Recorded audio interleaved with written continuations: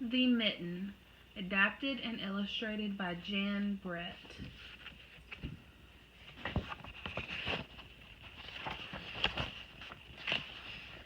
Once there was a boy named Nicky who wanted his new mittens made from wool as white as snow. At first his grandmother Baba did not want to knit white mittens. "If you drop one in the snow," she warned, "you'll never find it."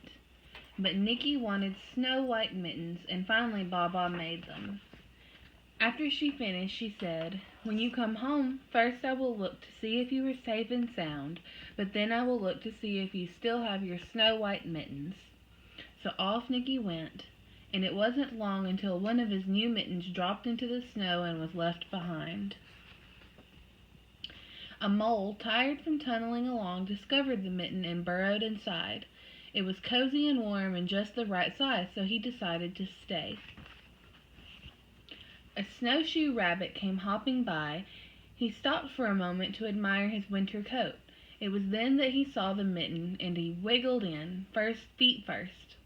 The mole didn't think there was room for both of them, but when he saw the rabbit's big kickers, he moved over.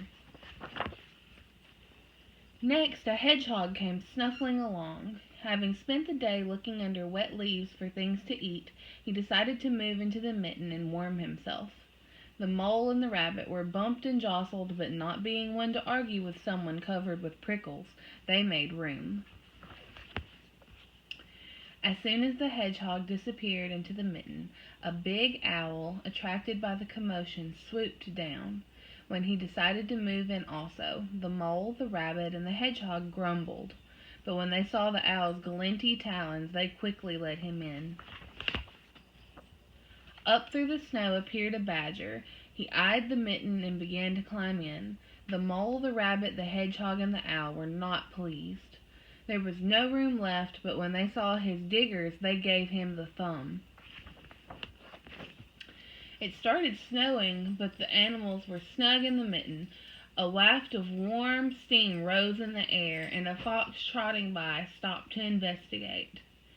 Just the sight of the cozy mitten made him feel drowsy. The fox poked his muzzle in. When the mole, the rabbit, the hedgehog, the owl, and the badger saw his shiny teeth, they gave the fox lots of room. A great bear lumbered by. He spied the mitten all plumped up. Not being one to be left out in the cold, he began to nose his way in. The animals were packed in as tightly as could be, but what animal would argue with a bear? The mitten swelled and stretched.